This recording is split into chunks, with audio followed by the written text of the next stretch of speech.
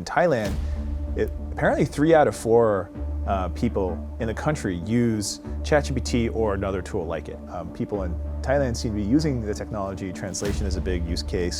And so, I think that there is great interest in the country in embracing the technology. What should we focus on and how should we do it? And can we count OpenAI on this? I think, we're a ready partner in all of this for Thailand and other countries. So I'm curious, internally at OpenAI, what tasks that you will never give to AI to replace? That's a great question. OpenAI now talks about building trust, but history shows big tech often breaks trust once they dominate. So why should people trust OpenAI? This is a question from ChatGPT. Yeah. This well, it seems like ChatGPT does a good job of answering itself.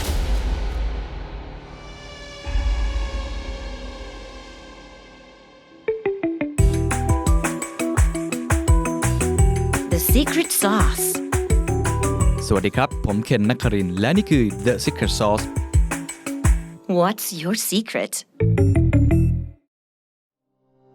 ประเทศไทยนั้นถือเป็นหนึ่งในประเทศที่ใช้งาน AI มากที่สุดในโลกครับ OpenAI มีการเปิดเผยข้อมูลออกมานะครับว่า3ใน4ของคนไทยใช้ AI หรือแพลตฟอร์มที่คล้ายๆกับ ChatGPT เป็นที่เรียบร้อยส่วนใหญ่ครับใช้เพื่ออะไรรู้ไหมครับแปลภาษาเขียนหรือแม้กระทั่งการดูแลสุขภาพจิตหรือว่าเขาเรียกว่า self care หรือแม้กระทั่งการดูดวงครับคำถามสำคัญคือประเทศไทยจะต่อยอดเรื่องนี้อย่างไรจะเอาการใช้งานที่มากมายขนาดนี้ไปเพิ่มเป็นเรื่องของการพัฒนาเศรษฐกิจได้อย่างไรรากฐานของ AI เราควรจะวางอย่างไรวันนี้ผมได้รับโอกาสพิเศษจริงๆครับเพราะว่าได้พูดคุยกับตัวจริงเสียงจริงจาก OpenAI ตำแหน่งเขาคือ Chief Strategy Officer คือคุณเจสันควอนครับเขาเดินทางมาที่ประเทศไทยเพื่อมาสำรวจตลาดแอบเล่าว่าจริงๆก่อนหน้านี้ผมมีโอกาสได้ไปทำ Product Feedback ครับคือเขาเชิญนักธุรกิจหรือว่า Creator ของคนไทยประมาณ10กว่าคนเนี่ย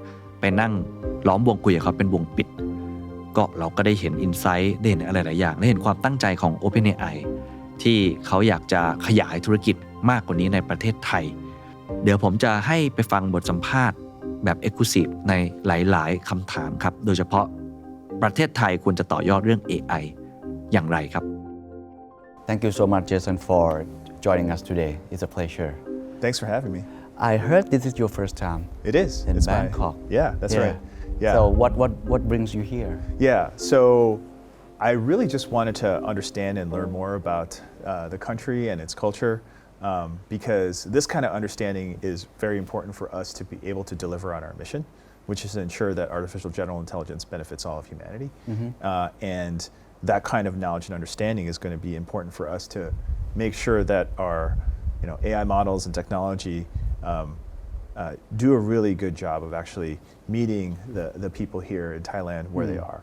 And I think that that is how I think about my job and how I think about the importance of the mission for the entire world. And I think Thai people use ChatGPT quite a lot, especially at the standard. Everyone does love it. So, and I heard that you met many Thai people in this during this visit, and based on your data, so how are Thai people using ChatGPT? Yeah. So. I think first to zoom out, the amount of growth in the region has been one of the fastest in the world over the last year. It's been about 4x year over year. And Asia in general has been growing more rapidly than other parts of the world. And Thailand is kind of leading in that growth rate. And then I think the other thing that's interesting is in Thailand, apparently 3 out of 4 people in the country use ChatGPT or another tool like it. And so, I think that there is great interest in the country in embracing the technology and trying to figure out ways for how people can use it to improve their lives. And so, now going into more specifics about how people in Thailand seem to be using the technology, translation is a big use case, how to advice is another big use case, self-care, which is interesting. That's not necessarily something you would anticipate. But it is a very popular use case, and then personal writing is another popular use case. So those are some of the ways in which people in Thailand are using ChatGPT. Okay, compare with other countries or Yeah. other regions, what does this information tell you about the future of AI Yeah. in Thailand? Yeah, so I think that it seems a little bit more geared towards self-understanding, and then having that self-understanding provide better connections to other people. So I think at the end of the day, yes, you're using technology, but the goal is still about human connection and human self-flourishing. Is this quite unique? I think it is more pointed in Thailand and in this region in general. I think if you go to the West, the use cases, some of those use cases still people use it for, but the use cases are more geared towards productivity, I think. Yeah. I see. Yeah. So I assume that your visit to Thailand and South Korean, right? Yeah. Okay. Yeah. Shows the OpenAI's ambition to expand in this region. Yeah. So you are Chief Strategy Officer. Yes. So what is your strategy here? Yeah. I think that the core of it is to come to each country and understand very well what is important from a national priority perspective and a cultural perspective. And then to take that understanding and back to the company and have it help shape the product. And that's really the strategy in a nutshell. Yeah, but Yeah. I think AI competition is highly competitive. You know, you have big technologies companies try to compete with this, I would say, quite intense. So how do you make sure that OpenAI will win this race? So I think several things. So first of all, AI is all we do. And this is what we're focused on, both from a scientific research perspective, the product perspective, and then external engagement perspective. And if you look at some of the other competitors out there, they're certainly very capable, but they have a variety of different objectives and different things that are core to them. I think the second is we have a very clear mission statement, which we just talked about earlier, and it is not about growing the fastest, having the best product, or making the most money. It's about making sure that this technology benefits all of humanity. And so I think that helps differentiate a bit in terms of when people are wondering, why are you here? What should we be thinking about in terms of what you're trying to do with this technology? It just provides clarity as to what the ultimate purpose is. Okay. I just got back from China, and they are quite fast, Yes. so fast. And I met many AI startups, AI native startups, and also hyperscalers. So how do you see this rival playing out in the next 5 years? US and China, and lately I just saw your CEO Sam Altman, had a dinner with Donald Trump. It's like this is a strategic position of the US as well. So I think when it comes to Asia, each country, society, nation, they're going to have to figure out, how they're going to, embrace this technology, and they're going to make their own decisions.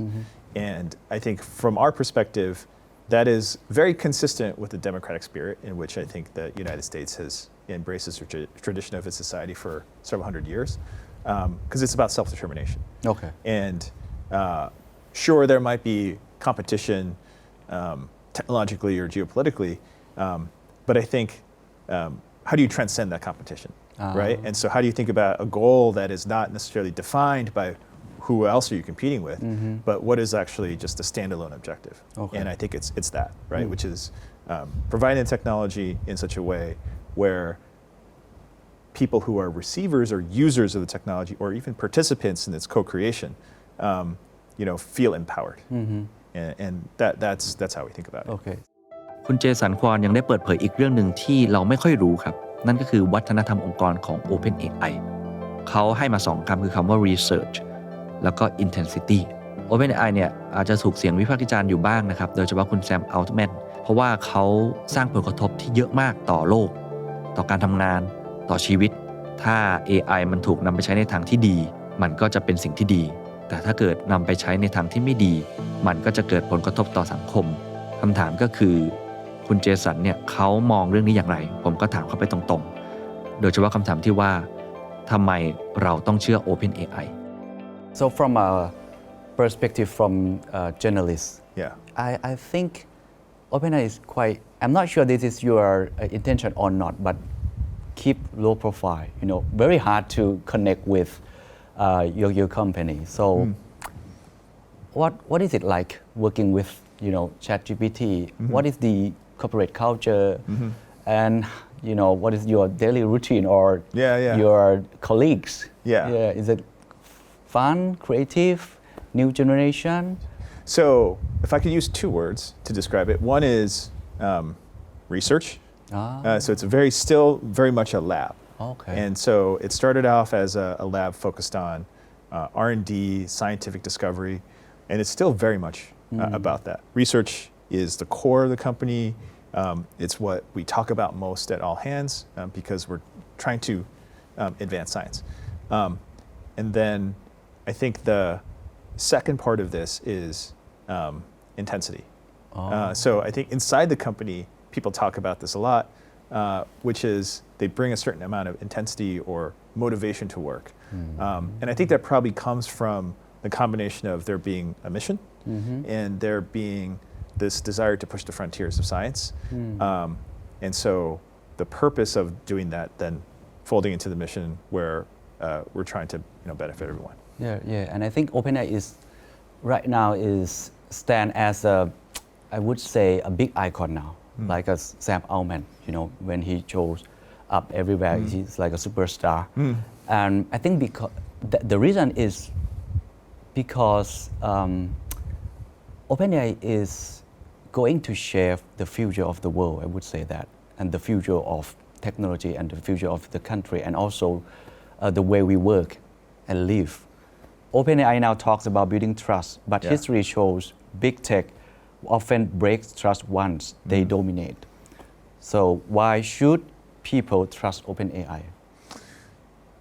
This is a question from ChatGPT. Yeah. This well, it seems like ChatGPT does a good job of questioning itself.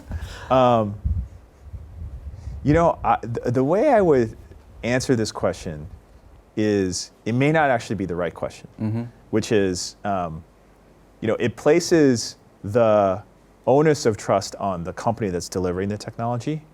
But our main purpose is to have this technology empower you, right? And so I think what I would probably say to people wondering this is, express how you want the technology to function. Okay. And I think we and other companies, in some sense, have no choice but to actually respond to that expression and demand. And then if we're doing our jobs right in terms of empowering you to choose wisely, ask good questions, engage productively, you don't have to trust another party, right? It's because it's really about actualizing your goals. And I think that that's really what the articulation of technological empowerment should be, rather than saying, oh, you got to trust this one company. Wow, great. So as a strategist and chief strategy officer, how do you balance innovation, your mission to make the world a better place, profit, people, and also planet? Yeah. I think it just goes back to our mission. And so, one of the things that Sam says with some regularity, he quotes a Walt Disney quote, which is, back then, we make money so we can make more movies. We don't make movies to make more money. And I think we think about this as our combined enterprise in terms of our mission objectives, as well as having to run a business with products, which is we do the latter thing so that we're more capable of doing the main thing, which is finding the scientific breakthroughs, turning them into things that people can use that ultimately make their lives better. And sure, there's a business attached to that, but it has to serve that greater purpose. Is it difficult to achieve both goals at the same time? I mean, profit and also your mission. So I wouldn't say that it's difficult. It's more that you have to pay attention, Okay. And so,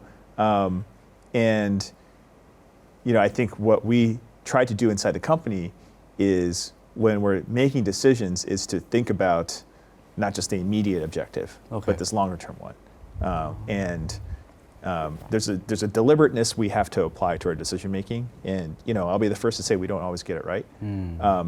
But I think the habit of doing the thinking this way and making decisions this way is how we answer your question about balance. Yeah. Interesting.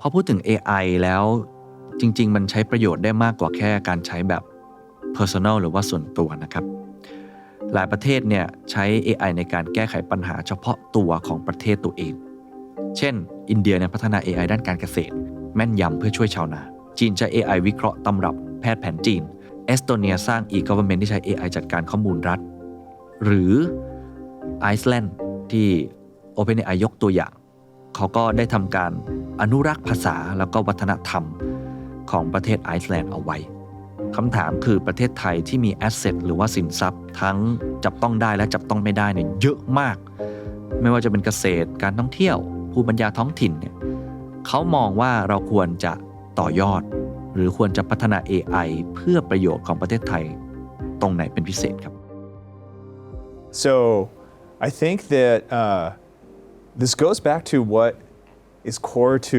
Thailand to begin with, right? And so it's got a very optimistic, culture and people. They want to embrace the future and use these tools to help get ahead. It's got an interesting, and long historical tradition, in terms of spirituality and let's say mental well-being and caring about things like this. And then it's got challenges, let's say, or problems that it wants to solve in areas like agricultural and equitable access, education. And so these are the areas where it makes sense for the country to focus because these are Thai, considerations. And I think that is really, when I think about questions of, sovereignty or national AI, it's less about who owns what and more about which areas are we going to focus on that ensure the benefits for our society and people. And I think we're a ready partner in all of this for Thailand and other countries. Could you give me more examples of real world case study? How can we turn our asset, our strength into I'm not sure AI ready data or do you have previous successful case? Yeah, so here's a good example. In terms of language and cultural understanding. And this would be actually a fairly interesting thing to think about partnering with the right constituency in Thailand is several years ago, we did this project with the country of Iceland. And they gave us a bunch of cultural data, language data, because from their perspective, they were thinking that these artifacts are, it's a low resource language. There's not that much content about the Icelandic language. There's not that much content about Icelandic culture. And they wanted to figure out a way to have some amount of cultural preservation and language preservation represented in the technology. And so we worked actually very closely with their government and some of their other organizations to gather a bunch of important data in relation to this. And it's now in the training mix. And the ChatGPT and the models are much better at these particular tasks and this particular knowledge when it comes to Icelandic culture and language. And so I think that something like that in Thailand might actually be very interesting. Yeah. So there is a great example and great opportunity to work together. Yes. So will you invest more in Thailand? Yeah, I think in this case it's to set up an office here. So I think that really trying to engage with the Thai culture and people is always like the first step for us when it comes to how we think about engaging internationally. And so it's important to us. That's why I'm here. And I think finding projects like what I just talked about is a great way to get things going. Give us a hint. Yeah. What should we do? What should we prepare? Yeah. Start preparing to work with you from the policy making level or individuals. So I think from an individual's perspective, it is usage of the tools and then providing feedback, right? Which is how can this tool be better? And I think some of my conversations here, people have remarked that it could actually be better in certain types of casual language, and so that's important feedback. We can take that back. We could take actions. I think more from a governmental level, it'd be kind of coordination like what I was talking about earlier with Iceland, which is okay. Are there interesting data sets? If you that we can cooperate in that help us actually serve the Thai people better. ประเด็นเรื่องของธุรกิจกับ AI เป็นเรื่องที่คนพูดถึงกันเยอะมากนะครับและคำถามสำคัญในตอนนี้ก็คือเราต้องเอา AI เข้ามาใช้ใน workflow ให้ได้ถ้าเราไม่สามารถบูรณาการ AI ใน workflow ได้ impact ที่จะเกิดขึ้นจะน้อยมากๆผมเลยถามถึงคำแนะนำของเขาครับว่า business จะ transform workflow เพื่อให้ใช้งานกับ AI ได้อย่างไรและเขาก็ได้ยกตัวอย่างเคสของ The Standard ด้วยครับ What about the business level? Yeah. I heard that you said agentic AI is the next big thing. Yeah. And one of the most challenging things is about workflows, Yes. right? Reorganized workflows. Yeah. So what would you recommend us as a business leader? Yeah. So some of the other conversations I've had has to do with the vibrancy of the emerging startup ecosystem here. And I think that is an excellent place to start. And one of the core aspects of how we deliver technology is through the developer toolkits and the API that we offer. And so I think that is a very interesting and good place for there to be a lot of collaboration and partnership. Okay. Yeah. And what about how should we transform our organization? For example, at the Standard, we are a digital first media company, and we have been trying to use ChatGPT to transform our work, our workflow, our entire process. So, what would you recommend us? Well, actually, maybe answering your question with a question, which is. What do you think your viewers and your audience want from you? When you think about your organization, what is it that actually is the thing that you say that's how we stand out and that's what our audience wants from us? I would say three things: insight, inspiration, storytelling, something like that, and also trust. I see. Yeah.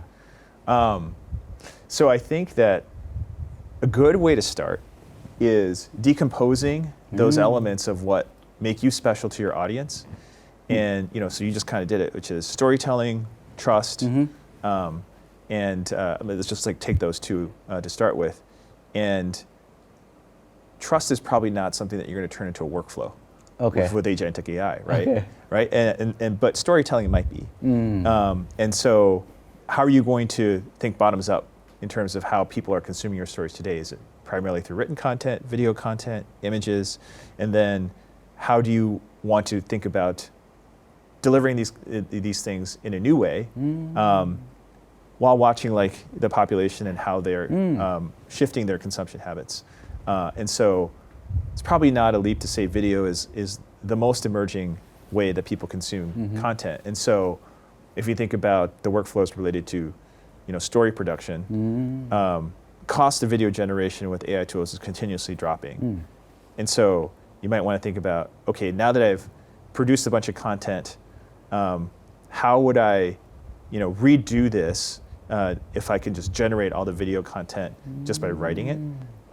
And which elements are we going to still do, sort of live video recordings of and then kind of supplement, right? So I would think about starting for the workflow from bottoms up rather than trying to replace elements of it. Wow. And then on the trust side, people trust you, right? And people trust the brand. And so that's not going to be replaced by AI. And really the question is, how are you going to use AI to make you as a representation of trust more prominent, right? And so that might be that you're able to say, for these things that we report on, yes, we used AI in the process, but we had our journalists go through this particular step to verify certain things. Or maybe when there's video content, none of it includes you in the generation. Your shots are actually all, actually real shots rather than AI generated. And then you're able to make a representation about trust around the content. And so this is how I would kind of think about it. Wow, that's very helpful. It's like a playbook, and I think it can be applied in other industries. In other industries, yeah. It's like a human and AI working together. That's right. Yeah. Okay. And which aspects are, do you want to value more because of the human part? Okay. And which aspects do you want to try to, make more productionized with AI because it's about really kind of cost efficiency. Okay. And, the ability to produce things very rapidly. So let me ask you this angle. I just watched Sam Altman said about the one thing that AI cannot replace is having lunch together, human with human. Yeah. So I'm curious, internally at OpenAI, what tasks that you will never give to AI to replace you? That's a great question.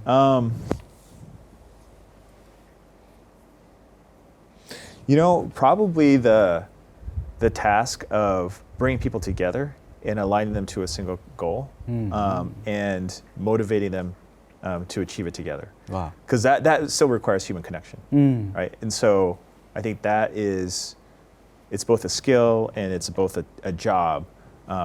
And I think people always want other people doing that. Wow. ช่วงท้ายครับเราคุยกันเรื่องของการศึกษานะครับเพราะว่าเด็กที่กำลังเติบโตขึ้นมาหลังจากนี้เราควรจะสอนเขาอย่างไรในโลกที่เต็มไปด้วยคำตอบมากมายในโลกที่เต็มไปด้วย AI เราควรจะเลี้ยงดูเด็กอย่างไรแล้วก็ผมก็ถามเขาถึงวิสัยทัศน์ในโลกอนาคตของเขาอยากสร้างโลกอะไรแล้วก็ผมก็ถามถึงวิสัยทัศน์ของเขาในอนาคตครับ OpenAI ในตอนนี้ถือเป็นบริษัทที่ทรงอิทธิพลที่สุดแห่งหนึ่งของโลกเขาสามารถเปลี่ยนโลกได้เลยนะครับถ้าเขาทำในทางที่ถูกต้องคำถามคือโลกแบบไหนที่ OpenAI อยากเห็นมากที่สุดในอนาคตครับ Do you have kids? Yes. Okay. Yeah. How should we raise our kids alongside with AI? And make them use AI, wisely. Yeah. So I think there are two parts to this question. So one is teaching kids to ask really great questions, and that's the simplest way I would kind of explain it because people talk about prompting. It really is kind of like asking questions, and because AI is going to be able to generate so much content and answers, the skill is going to come in poking at the answers and raising or framing the task or the question, in the most productive way. And I think that is one. Teaching curiosity, and I think that would be a focus area. The other side of this question is, I think over enough period of time, the kids are going to teach us how to use AI, right? Because this is a case with all new technology, right? It's just it's like the people, the people that grow up with it are the ones that actually figure out how to make the most out of it. Yeah. I love that answer. So last question. Looking ahead, whether it's all about AGI or intelligence embedded in everything, so what kind of world is OpenAI truly working toward? Yeah. And what's the one thing leaders today should start preparing for? I think in one word, it'd be empowerment, right? And so that is the goal. I think of how that's the goal that we think of when we think about benefiting all humanity, which is how do you take these tools and give it to people so that they can do more than they could have done before. And this is actually consistent with realizing the technology is about general intelligence. So it's hard to predict all the different ways that people are going to benefit. But if you give them the ability to self-express and execute, then the power of humanity kind of comes through. And so I think that's really the end state. Wow. Yeah. Thank you so much, Jason. Thank you for coming. Thank you. Thank you.